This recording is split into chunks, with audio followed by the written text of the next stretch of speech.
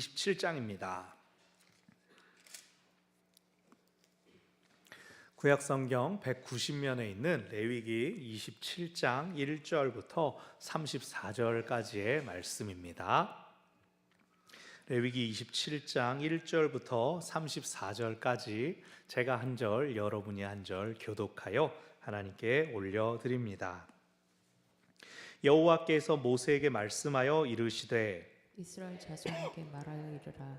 만일 어떤 사람이 사람의 값을 여호와께 드리기로 분명히 서원하였으면 너는 그 값을 정할지니 네가 정한 값은 20살로부터 60살까지는 남자면 성소의 세겔로 은 50세겔로 하고 여자면 그 값을 30세겔로 하며 5살로부터 20살까지는 남자면 그 값을 20세겔로 하고 여자면 10세겔로 하며 1개월로부터 5살까지는 남자면 그 값을 은 5세겔로 하고 여자면 그 값을 은 3세겔로 하며 60살 이상은 남자면 그 값을 15세겔로 하고 여자는 10세겔로 하라.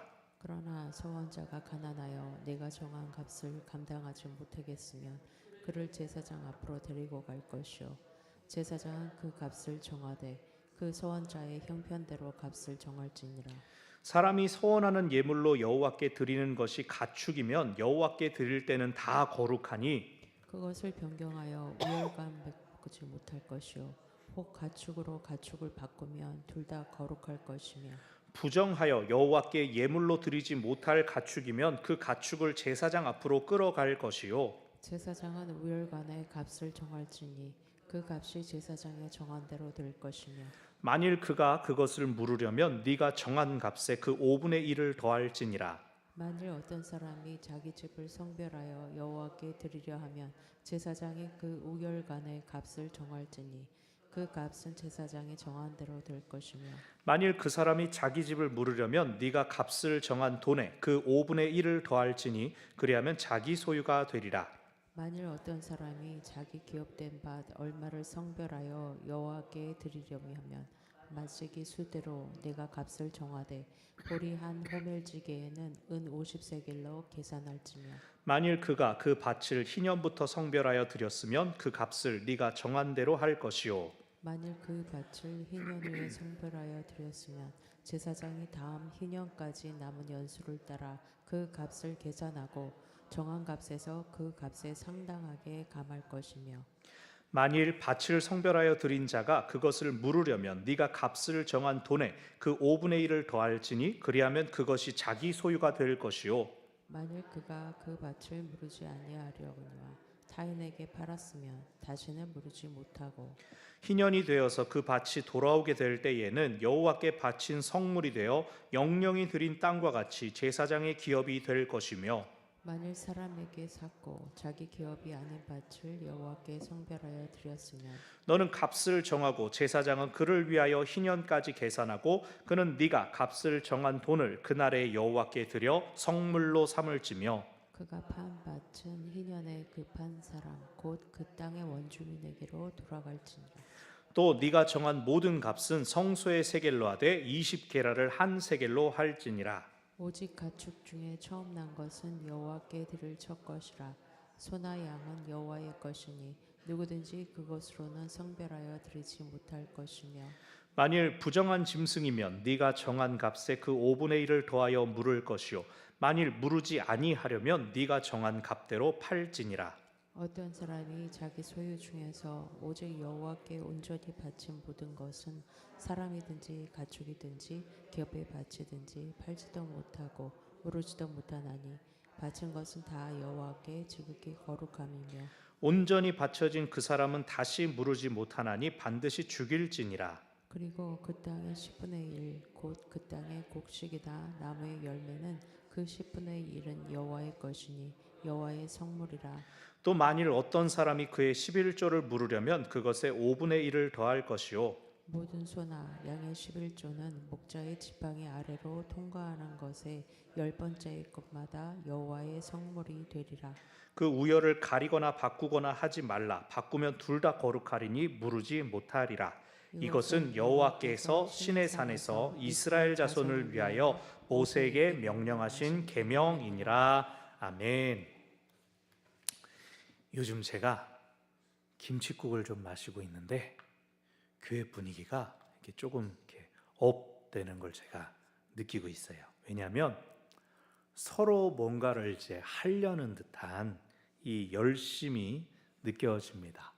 뭘 이렇게 챙겨 받으려고 하는 그런 게 아니라 내가 섬겨야지, 내가 돌아봐야지, 내가 은혜 봐야지라고 하는 그런 느낌이에요. 그러니까 섬김과 사역에 대한 욕심들을 제가 좀 느낍니다. 누가 하겠지라고 구경하고 기다리는 게 아니라 내가 이거 해놓으면 다른 사람이 편하겠지? 아이고 저거 누가 하기 전에 내가 해가지고 먼저 섬겨놔야겠다. 약간 그런 모습들이에요. 제가 요즘 논문 쓰느라 월요일에도 이제 교회에 와 있을 때가 있는데 그런 때도 오셔서 이렇게 여기저기 막 둘러보고 하시는 분들이 계시고, 또 평일 저녁에 나오시는 분, 기도하시는 분, 청소하시는 분들이 많이 계세요. 뭐 주일날도 점심 드시고 나서 오후 예배 드리시는 분들이 또 많이 늘어나셔서 우리 교회 참 될 교회구나 그런 생각이 저는 들어서 요즘 개운하게 김치국물 조금씩 마시고 있습니다. 근데 이제 욕심이라도 좋은 욕심이니까 뭐 장소 사용이라든가 사역적인 부분에 대해서 이제 이런저런 말이 있었다라는 게 들리면 이제 차츰 그 부분에 대해서도 질서를 갖추는 게 필요하겠구나라는 생각이 듭니다. 뭐 차량 사용, 뭐 물건 같은 것도 감동이 있다고 이거 교회에 있으면 좋겠지라고 덜컥 갖다 놓거나 덜컥 이제 사용해 버리는 것이 아니라, 또 특별히 누군가의 헌신이 요구되는 것이라면 또 서로 간의 협의가, 마음 상하지 않도록 하는 협의가 중요하겠죠. 그래서 교회 일을 잘 알고 오랫동안 섬겨오신 분들, 또 이제 열심히 특심하신 분들이 잘 서 계시는 한편 나도 섬기고 싶다는 마음이 이렇게 퍼져나가는 것이 참으로 귀한 일입니다. 오늘 레위기 마지막 장입니다. 27장의 주제는 서원입니다. 여기서 말하는 서원은 하나님께 원래 바쳐진 레위인, 그리고 원래 하나님께 속하게 된 장자, 그 외의 사람들, 레위인이나 장자가 아닌 사람들이 여러 가지 이유로 자신을 드리거나 자녀를 드리거나 또 재물을 하나님께 드리는 그런 서원입니다. 하나님은 하나님의 일에만 전념하도록 특정한 지파 그리고 특정한 사람들을 구별하셨는데 저도 하나님께 드리고 싶습니다. 저도 하나님께 속한 사람이고 싶습니다. 그것이 바로 서원의 의미입니다. 교회 일조차도 어느 정도가 되면 이 질서를 세워야 섬김이 더욱 아름다워지는 것처럼 서원은 하나님께 대하여 드리는 것이기 때문에 임의로 마음대로 해서는 안 되고 일정한 규율을 통해서 모든 사람 누구나 드릴 수 있고, 또 불가피하게 드린 것을 되돌려야 할 때 어떻게 해야 하는 것을 오늘 말씀에서 가르쳐 줍니다. 우리가 지난주에 살펴봤던 26장은 축복과 저주에 대한 내용이었습니다. 사실상 내용으로는 율법이 반포되었으니 지키면 복받고 안 지키면 혼난다, 이렇게 마무리가 되면 딱 좋지 않겠습니까? 그래서 26장 46절을 보면 이것은 여호와께서 시내산에서 자기와 이스라엘 자손 사이 모세를 통하 세우신 규례 법도 율법이다 라고 해서 오늘 27장 34절과 거의 똑같이 끝났습니다. 그래서 한번 마무리가 된 것처럼 보이는데, 그래서 27장을 어떤 학자들은 이제 별책 부록이다, 추가로 붙은 것이다 라고 하기도 합니다. 그런데요, 사람들이 어떤 때에 주로 서원합니까? 우리들이 하나님께 이거 바쳐야겠다라는 생각 언제 합니까? 마음에 여유가 있을 때 하거나 혹은 간절할 때 합니다. 다르게 말하면 풍성할 때 이거 하나님 일에 쓰면 좋겠다라고 드리는 경우가 있는 한편, 궁핍할 때도 드립니다. 내가 너무 절박해가지고 하나님 이거 받아주세요 그러면서 간구하죠. 사람이 풍성할 땐 복 받아서 감사하고 궁핍할 땐 보통 나 벌 받았나 혼났나 이렇게 생각하지 않습니까? 그래서 지금 이 27장의 위치는 하나님께 복을 받기 원하여 서원하는 경우, 혹은 저주를 면하기 위하여서 하나님께 서원하고 싶을 때에 이런 것들을 지켜라 라고 가르치는 것입니다. 근데 여기서 미리 짚고 넘어갈 게 있습니다. 이것은 고대인들을 향한 율법이라는 겁니다. 오늘 말씀을 그대로 기억해가지고 서원을 하면 복을 받고 또 서원을 하면 저주가 막 복으로 바뀌고 그렇게 이해를 하면 안 됩니다. 하나님은 우리와 거래하시지 않습니다. 그 증거가 뭡니까? 예수 그리스도의 십자가가 하나님은 우리와 거래하시지 않는다는 증거입니다. 십자가는 뭡니까? 우리에게 거저 주어진 복 자체입니다. 십자가의 대속은 우리가 그것을 선택하고 선택하지 않아서 효력이 발생되고 안 되는 것이 아니라 이미 이 땅에서 집행되었습니다. 우리가 예수님과 관계를 맺느냐에 따라 이제 그것만 남은 겁니다. 우리의 결단만 남는 것이죠. 여기 있는 우리는 다 예수님을 믿기로 했으니 이제 그 효력이 발휘가 된 것이고, 아직 그것을 받아들이지 않은 사람들에게 효력이 나타나지 않았지만 믿음을 고백할 때 그들도 이 십자가의 그늘에 들 수 있게 되는 것이죠. 오늘 우리가 드리는 서원은 무엇을 바라서 드리기보다는 감사의 고백인 면이 훨씬 더 큽니다. 왜요? 먼저 받은 은혜가 너무나 크기 때문이죠. 그럼 왜 이 당시에는 그런 식으로 복과 저주와 관련해서 서원을 말하느냐? 아직 예수님이 안 오셨으니까 사람들이 자기의 결단으로 하나님 앞에 나아가야 했던 때입니다. 그런데 누구는 나가고 누구는 안 나가고 서로를 비교하지 않도록 아예 하나님께서 레위인 나와, 장자는 다 내 거야 라고 당신의 기업으로 삼으셨습니다. 그럼에도 하나님께 나도 드리고 싶은데요 라고 하는 사람들을 위하여서 서원할 때 이렇게 해라, 뭘 드려라, 오늘 말씀에서 가르쳐 주시는 겁니다.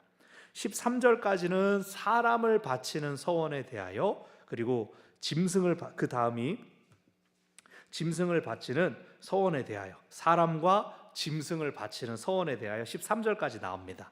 당시에 서원한다라고 하는 것은 무조건 성소에 바치는 것입니다. 자, 이제 말씀 봅시다. 2절, 어떤 사람이 사람의 값을 여호와께 드리기로 서원했으면, 자, 사람의 값이라는 표현을 쓰고 있습니다. 이스라엘 외의 다른 나라에서 사람을 신에게 바친다라고 하는 것은 희생 제사로 드리거나 혹은 이 일을 감당해라 라고 하는 것인데, 이스라엘은 인신 제사가 없었고 또 성소의 직무, 성소에서 해야 하는 일은 레위인들이 담당하고 있었기 때문에 레위인이 아닌 다른 사람들은 사람을 바치는 게 아니라 사람 값을 성소에 바치는 것으로 서원을 이행했다라고 하는 겁니다. 3절, 20세부터 60세까지의 남성은 은 50세겔, 또 4절은 30세겔이 기본입니다. 남자가 더 많죠. 20살부터 60살까지면 일하기 좋은 딱 장정 나이죠. 왜 남자가 많습니까? 체력 조건을 따진 겁니다. 더 많은 일을 할 수 있기 때문에 남자가 50, 여자가 20입니다. 5절부터 7절까지 보면 연령에 따라서도 점점 줄어드는 것도 마찬가지로 어느 정도의 일을 감당할 수 있느냐입니다. 금액은 크게 중요하지 않으니까 어리면 줄고 많으면 줄고 그렇게 생각하면 됩니다. 다만 이걸 기억해야 됩니다. 1세겔이 얼마냐? 1세겔은 당시의 노동자의 한 달 월급이 1세겔 정도였다고 해요. 그러니까 어마어마하게 많은 거죠. 어떤 학자는 이 금액이 매년 들여졌을 거라고 보기도 합니다. 그냥 어린 자식 서원합니다 띡 들여놓고 평생 한 번 낸 거 가지고 막 우리면서 하진 않을 거잖아요. 그렇다고 본다면 이렇게 고액을 드리는 서원은 아주 극소수의 사람만 가능했을 거라고 생각됩니다. 스스로를 비싼 돈을 들여서 서원하는 것은 드물었을 것이고 아주 특수한 상황에서나 있었을 것이라고 추정할 수가 있습니다. 병이 있어서 낫기를 원한다든가 기도 제목이 있다든가 앞에 말씀드린 복을 받기 원하여서 저주를 피하고 싶어서. 그런 면에서 한나가 사무엘을 성소에 드린 것은 굉장히 예외적인 상황입니다. 돈으로 한 것이 아니라. 왜냐하면 사무엘은 에브라임 지파 사람인데 성소의 직무를 직접 수행하면서 언약궤 앞에서 잠을 자고 그랬었죠. 이게 우스개인데, 이게 신학교에 가면은 나는 생각이 없었는데 우리 엄마가 서원했다, 우리 아빠가 서원을 해가지고 내가 목사 되려고 이제 신학교에 입학했다 하는 친구들이 있었어요. 근데 그 친구들이 이제 오늘 본문을 봤으면 큰 돈을 벌어서 헌금을 하면 목사가 되지 않았어도 되는 건데 그 돈이 너무나 커서 저는 이제 제가 서원을 했기 때문에 큰 돈 벌 생각이 처음부터 없이 그냥 몸으로 하나님의 일을 했습니다. 우스개인데 재미가 없는 우스개. 자, 8절 이러한 금액 산정에 대한 예외가 있었습니다. 돈이 너무나 크잖아요. 하나님 일 누구는 못하냐 이런 말이 나올 수 있잖아요. 서원자가 가난하여 정한 값을 감당하지 못하는 경우, 그럴 경우는 제사장이 그 사람을 직접 보고 이 사람의 값은 어느 정도라고 가치를 매겨서 금액을 내게 해라라고 했습니다. 랍비들은 이 본문을 어떻게 해석하냐면 그가 눕는 침상과 자리 등을 고려해라, 그 사람의 키와 이 덩치를 가치를 매겨라라고 하는 것이죠. 어쨌든 가난한 사람이라도 하나님께 자신을 드릴 수 있는 길을 열어 놓으셨다. 그게 이제 8절에서 나옵니다. 9절부터는 가축으로 드리는 경우입니다. 당연히 아무 가축이나 드리는 게 아니라 제물로 쓸 수 있는 소나 양과 염소를 드리는 거죠. 그래서 9절 끝에 여호와께 드릴 때 다 거룩하다, 이건 제물로 쓰기에 합당하다라는 뜻입니다. 10절 그것을 바꿀 수는 없다라고 합니다. 이거 드리려고 그랬는데 생각해 보니까 저걸 드리는 게 더 나을 것 같은데 라고 마음이 바뀔 때는 둘 다 바쳐야 된다, 마음 함부로 바꾸지 말아라 라고 합니다. 이거는 예를 들어 이제 다음에 태어날 양은 하나님께 바치겠습니다 라고 하는 그런 경우, 막 기쁠 때 기분 좋을 때 내가 드려야지라고 약속을 했는데 막상 보니까 이건 너무 훌륭한 애인데 얘는 이제 종자로 계속 키우는 게 낫지 않을까? 그런 게 없다는 겁니다. 네가 마음 먹었으면 그거 무조건 드려라. 이 사사 입다가 나오지 않습니까? 하나님께서 이제 승리를 주십시오라고 하면서 우리가 끝까지 승리하면 우리가 돌아갈 때 제일 먼저 나오는 것을, 성경에서 나오는 것을 바치겠습니다 이렇게 말을 합니다. 제일 먼저 나오는 가축을 바치겠습니다, 뭐 이것도 아니고 제일 먼저 나오는 것을 바치겠습니다. 그런데 누가 나왔어요? 자기 딸이 춤추면서 아버지 이러면서 나오는 걸 보고 입다가 울면서 딸을 바쳤어요. 잘못 서원한 걸 막 후회를 했지만 또 그걸 그대로 했어요. 여기 뭐라고 나와요? 돈으로 바치는 방법이 있었는데 그 잘못 서원한 것을 울면서 지켰던 입다의 경우가 있었습니다. 자, 11절 12절 서원은 했는데 막상 태어난 양이 뭐 장애가 있다든가 해서 부정할 수가 있습니다. 제물로 드릴 수 없을 경우, 그런 경우는 제물로는 드릴 수가 없고 대신 제사장이 값을 정하여서 또 금액으로 지불하는 경우가 있습니다. 그런데 13절 물으는 경우도 있습니다. 나 이렇게는 아닌 것 같습니다 라고 서원을 물을 때에는 5분의 1 값을 더하여 줘야 된다라고 합니다.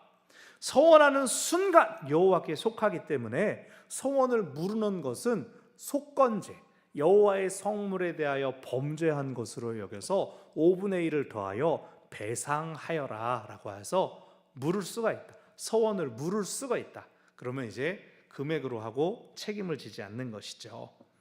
14절부터 25절까지는 스케일이 더 커집니다. 집이나 땅으로도 드리는 서원이 있습니다. 집은 일반적으로는 이 땅과 함께 가문으로부터 쭉 내려받은 기업이기 때문에 아마 여기서 말하는 집은 성읍 안에 있는 집, 희년에 돌아가지 않는 그런 개념의 집입니다. 이 집의 가격도 제사장이 정한 14절에서 집의 값도 제사장이 정하고 그렇게 집이 드려지면 그 집은 성소의 재산이 됩니다. 부동산을 이제 헌금한다 이런 개념인 거예요. 성소에선 참으로 진짜 그 집을 팔아서 현금화할 수도 있고요. 마찬가지로 15절 5분의 1 값을 더해서 물을 수도 있었습니다. 16절부터 21절까지 자기 기업된 밭 얼마, 16절을 보면 자기 기업된 밭 얼마, 이것은 자기 기업으로 받은 이 희년에 해당되는 땅을 의미합니다. 상속받은 땅을 여호와께 드리고자 하는 마음이 있을 때 이 얘기가 나옵니다. 여기서 그 땅의 값을 정하는 기준이 나와요. 마지기 수대로 값을 정하는데 볼이 한 호멜지기에 은 50세겔이라고 합니다. 우리는 감이 안 오죠. 호멜이라는 말, 호메르라고 하는 말은 당나귀라는 뜻입니다. 이 사람들은 어떻게 땅을 재냐면 당나귀 한 마리가 짊어질 수 있는 씨앗의 양으로 해서 구멍을 뚫고 당나귀가 어느 범위까지 씨를 뿌리고 다닐 수 있는가를 측정을 했다고 해요. 그랬을 때의 한 호멜은 대략 씨앗 220리터 정도 해도 아직은 감이 안 오죠. 이거를 계산하면 대충 4,600평이 나온대요. 어마어마. 당나귀 되게 무섭죠. 힘이 얼마나 좋은지 그 4,000평을 다 돌아다니면서 씨를 뿌릴 수 있다는 거예요. 그 한 호멜지기를 은 50세겔로 치고 이제 그게 마지기가 늘어가면 땅값도 엄청나게 늘어나겠죠. 그리고 희년까지 얼만큼의 연차가 남았느냐를 다 반영해서 제사장이 값을 정합니다. 그러니까 제사장은 이런 것들을 계산하는 원칙이 있었던 것이에요. 자, 근데 땅을 하나님께 바치면 그 땅에서 농사 어떻게 합니까? 제사장이 농사 짓습니까? 레위인 농사 짓습니까? 안 그럽니다. 땅을 바치고 그 주인이 계속해서 그 땅에서 농사는 짓습니다. 그래서 그 소출을 하나님께 올려드리는 방식으로 서원한 것입니다. 그래서 그 땅의 수확물이 이제 성소를 위해서, 레위인들을 위해서 쓰이고, 혹시 땅값 이상의 풍성한 소출이 넘쳐버리게 되면, 제사장이 정한 값보다 더 많은 소출이 나오게 되면 그것은 본인 몫으로 취하게 되는 것입니다. 그러니 이것도 엄청난 서원입니다. 내가 하나님께 이만큼 드릴 때 하나님이 이 땅을 더 풍성하게 하셔서 내가 성소를 위해 봉사할 뿐만 아니라 나도 채워주시리라 라고 하는 그 믿음을 가지고 있는 것이죠. 그런데 상속된 땅입니다. 기업의 땅입니다. 그러니까 희년이 되면 원래 주인으로 돌아가야 됩니다. 근데 주인한테 돌아가려면 지금 성소에게 속하 있기 때문에 돌아갈 수가 없어요. 그래서 희년이 되기 전에 주인이 그 땅을 다시 물러라 라고 은근히 얘기를 합니다. 안 그러면 성소의 땅이 돼버려요. 자, 19절부터 21절을 보면 19절 드린 자가 물으려면 값을 정한 돈의 5분의 1을 더해서 자기 것으로 해라 라고 합니다. 성소에 귀속되면 무슨 일이 될까요? 성소에 귀속되면 여호와께 바친 게 됩니다. 헤렘이 됩니다. 헤렘. 기억나세요? 전쟁해서 하나님 거부하는 나라들을, 성읍들을 다 불태워버려라. 하나님께 바친 걸로 삼아버려라. 헤렘이 되어서 제사장의 상속 재산이 됩니다. 그렇게 되면 가문의 기업이 줄어들게 되는 거예요. 제사장에게 다 그냥 돌아가게 되는 거예요. 그러면은 제사장 농사 못 짓는다고 했잖아요. 제사장의 가축을 위한 목축지가 되는 거예요. 그냥 빈 땅이 돼버리는 겁니다. 농사 짓고 풍요를 누리라고 땅을 주셨는데 그 땅을 잘 쓰지 못하게 되는 것이 되죠. 그러니까 사실은 하나님께 소출을 드리고 싶으면 그렇게 고정적으로 드릴 수는 있지만 희년이 되기 전에는 원래 주인에게로 돌려받아라. 그러니까 우리 생각에서는 조금 이해가 안 될 수가 있어요. 소출도 다 갖다 바치고 자기가 다시 물으려면 또 땅값은 다시 더 쳐줘야 되고. 근데 이때 당시에는 그런 헌신들이 있었고 또 다행히 앞에 말씀드린 것처럼 흔한 경우는 아니었다. 22절부터 24절은 더 골치 아픈 경우입니다. 남의 땅으로 헌물을 합니다. 남의 땅을 서원을 해요. 서원한 사람은 또 즉시 땅값을 지불해야 됩니다. 23절 희년까지 계산하고 네가 값을 정한 돈을 그날에 드려라. 바로 그 값을 지불해야 서원이 이행되는 것이다. 왜냐하면 이 사람은 자기 기업으로 서원을 한 게 아니니까. 자기가 부쳐먹는 땅을 서원하면 하기 때문에 그 땅값도 내라. 그러니까 땅값도 내야 되고 농사도 지어야 되니까 이중 부담인데다가 이 땅이 희년이 되면 원래 주인에게로 돌아가게 됩니다. 복잡하죠? 저도 이걸 어떻게 하면 설명을 길게 할까, 잘 할까 하다가 그냥 사람들의 삶이 참 다양한 면이 있구나, 이런 상황까지도 하나님께서 다 받아주시는구나. 오늘날 우리식으로 굳이 말한다면 전셋집을 헌금하는 그런 사례인 것이죠. 자기가 집주인이 아닌데 교회 일에 쓰시라고 그냥 자기 집을 선교사님들 숙소로 쓰시라고 막 오픈하고 내놓고 있다가 집주인은 이게 뭐 하는 것이죠? 하게 되는 복잡한 상황들. 중요한 것은 하나님께서는 드리는 마음은 어쨌든 다 드릴 수 있게 열어놓으셨다. 이 정도로 이해하시면 됩니다. 25절 성소의 세겔로 하되 20게라를 한 세겔로 하라. 그래서 성소 1세겔은 20게라다. 이러면 또 게라는 또 얼마나 되냐 막 복잡한데 중요한 것은 세상 물가가 들쭉날쭉하는 것에 성소의 물가가 영향받지 않도록 하라라는 겁니다. 아하, 지금 세상에서 값이 올랐으니까 뭐 서원을 덜 드리고 막 이때 물르고 어쩌고 하면은 이건 뭐 서원이 주식장처럼 되겠죠. 이제 그것을 붙잡는 기준이 이제 25절이고 26절 이후로는 예외적인 규정들 몇 가지가 짧게 나옵니다. 26절, 27절은 처음 난 것은 무조건 하나님께 바쳐라 라고 하는 것입니다. 이것은 처음 난 것을 내가 하나님께 서원할래요 그러면 안 된다는 겁니다. 그럼 원래 하나님 거니까 네가 서원해서 드릴 수 없다. 그런데 첫째가 부정할 수가 있죠. 첫째가 장애를 가지고 태어났다든가 이렇게 나오면 이 짐승이 하나님께 드릴 수가 없으니까 5분의 1을 더하여 되사거나 무르거나 혹은 다른 사람에게 팔고 헌금을 대신 드리는 방식으로 첫째를 통하여 자기가 유익을 취하지 않고 어쨌든 하나님께 드려라. 28절 29절 여호와께 온전히 바친 것 헤렘에 대한 것입니다. 헤렘이 되면 무조건 성소에 속하고 성소의 목적 외에는 사용될 수가 없습니다. 사람의 경우는 무르지 못하고 죽인다라고 하는데 이거는 전쟁에서 나오는 사형을 의미합니다. 노예로도 삼지 말고 다 진멸시켜라 라고 하는 것들이 나왔죠. 그들은 종으로도 노예로 쓰지 말아라, 완전히 없애라 라고 하는 내용이 이미 그 가나안 정복전쟁에서 나타났던 겁니다. 30절부터 33절까지 11조에 대해서 나옵니다. 땅의 10분의 1 곡식이나 나무의 열매 그 소출의 10분의 1을 여호와께 성물로 바쳐라. 다만 그 소출을 바치지 않으려면 5분의 1을 더하여 값을 지불하여라. 그래서 소산의 11조를 드리거나 아니면 그만큼의 가격을 헌금하라. 어떤 식으로든 하나님께서 주신 것에 대한 감사를 기억하라는 뜻입니다. 32절 가축의 11조는 어떻게 하나요? 목자가 지팡이를 딱 놓고 한 줄로 지나가게 해서 1, 2, 3, 4, 5, 6, 7, 8, 9, 10 10번째 거를 무조건 떼서 성물로 드려라 라고 하는 겁니다. 근데 또 그럴 수 있죠. 이쁜 놈이 지금 10번째 이렇게 세보니까 들어갈 것 같다? 근데 순서 네가 임의로 바꾸지 말아라. 바꾸면 둘 다 거룩해진다. 앞에서도 나왔던 것들. 민수기 18장 나중에 보면 이렇게 드려진 11조가 레위인들의 생계를 위해 사용되었고 레위인들은 또 그들에게 들어온 11조 중에서 또 11조를 제사장에게 바쳤습니다. 그리고 34절 최종적인 마무리로 누가 주셨는가? 여호와께서 주셨다. 어디서 주셨는가? 시내산에서 주셨다. 왜? 이스라엘 자손을 위하여서. 어떻게? 모세에게 무엇을? 명령하신 계명이다 라고 하여서 레위기 끝.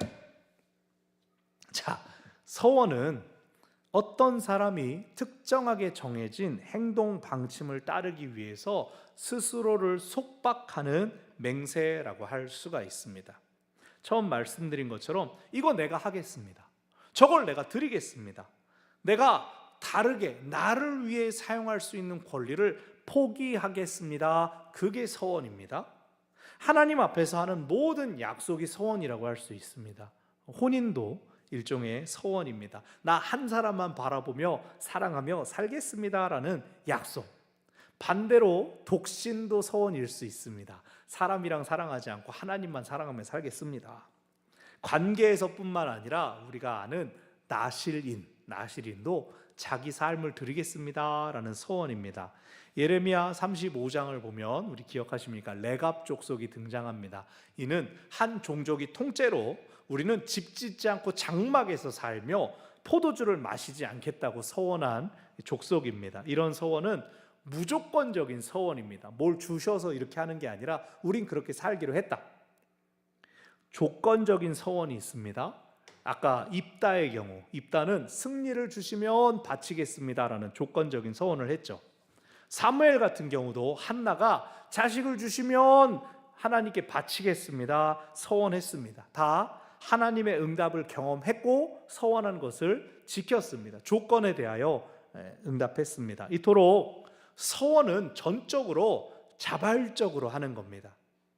다만 고대 근동에서 여성에겐 제약이 있었습니다. 젊은 여자는 아버지의 허락이 있어야 됐고 결혼한 여인은 남편의 허락이 있어야 서원을 해야 했습니다. 대신 그 서원을 철회하는 것도 아버지나 남편이 할 수 있었죠.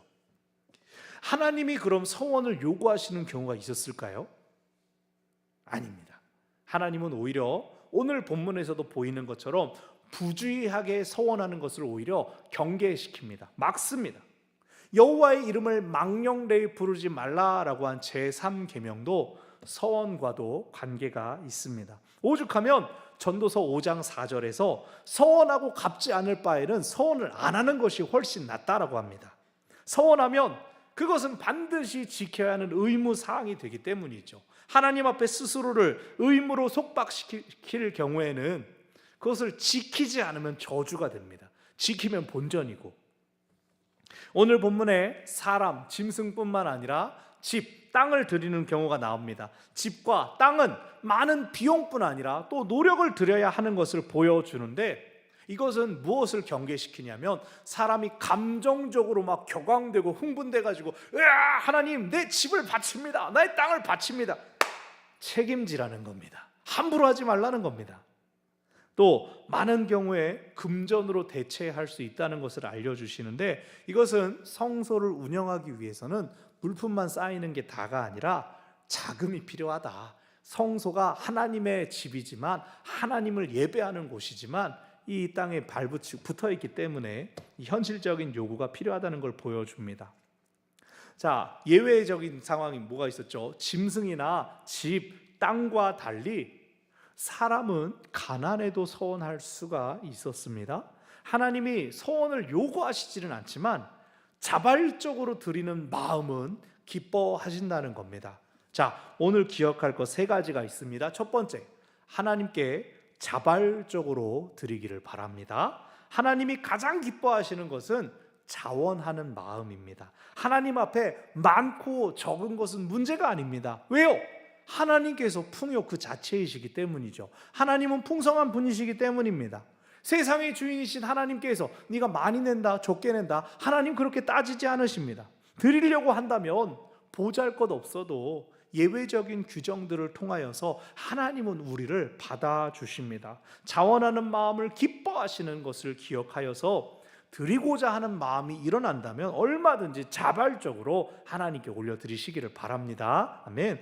두 번째로 기억할 것, 하나님께 솔직하게 드려야 합니다. 부풀릴 것도 없고 줄일 것도 없습니다. 이미 하나님께 첫째 드리고 또 규정된 11조를 지킨다면 서원하지 않아도 괜찮다고 하나님 말씀하십니다. 그래도 서원하겠다면 드린 것 외에 정해져 있는 것들을 잘 지켜서 드려야 합니다. 사도행전에 아나니아와 삽비라 부부가 나옵니다. 땅을 팔았습니다. 헌금하자 그래놓고 대금의 일부만 드렸습니다. 문제는 그것이 땅 판 값 전체입니다 라고 하면서 속이려고 했습니다. 그 귀한 헌신을 거짓으로 스스로 격화시켜서 그 벌이 죽음이지 않았습니까? 오히려 오늘 말씀은 그렇게 서원한 거 물을 수도 있다라고 합니다. 무르는 비용에 추가가 들긴 하지만 무르는 것 자체가 죄나 불법은 아닙니다. 하나님은 우리 사정을 다 아실 뿐만 아니라 우리의 변덕스러운 마음까지도 헤아려 주신다는 겁니다. 세 번째로 기억할 것은 하나님께 드릴 때 덕이 서도록 드려야 합니다. 오늘 서원은 모두 구체적으로는 성소를 위한 것이었습니다. 제사장이 값을 매기고 판단하고 관리했습니다. 왜요? 하나님을 섬기는 일에 온전히 쓰일 수 있도록 하기 때문입니다. 자발적이어도 임의로 필요를 판단해서 이거 있으면 좋겠지라고 턱 갖다 놓는 것 아니라는 겁니다. 하나님께 드리는 거니까 무조건 좋아하시겠지라고 하면서 막 빚을 져가지고 이것도 아니라는 겁니다. 오늘 본문에서 남의 땅으로도 드릴 수는 있지만 땅값은 별도로 해야 된다, 더블로 내게 하는 것, 또 희년이 되기 전에 물러서 기업의 땅을 보전하도록 하시는 것은 좋은 게 다 좋은 게 아니라는 걸 가르쳐 주시는 겁니다. 그래서 귀한 헌신이 더 빛날 수 있게 하려면 덕을 세우는 지혜가 필요합니다. 손해를 보거나 누군가를 강제하거나 비교되게 하면서 드리는 것은 옳은 것이 아닙니다. 책임감이 너무 과중하면 짐을 나누어지고 내가 아니라 서로가 높여지는 그런 귀중한 사역으로 드리는 우리 모두가 되기를 바랍니다. 아멘. 말씀 정리합니다. 하나님은 강요하시지는 않지만 자원하는 마음을 기뻐하십니다. 그러므로 하나님께 자발적으로 드립시다. 하나님께 솔직하게 드립시다. 하나님께 지혜롭게 드립시다. 우리 각자의 헌신과 정성들 또 그것들을 다 모아 드리는 것을 통하여서 하나님께서 더욱 귀한 일을 이루실 것을 믿습니다. 아멘.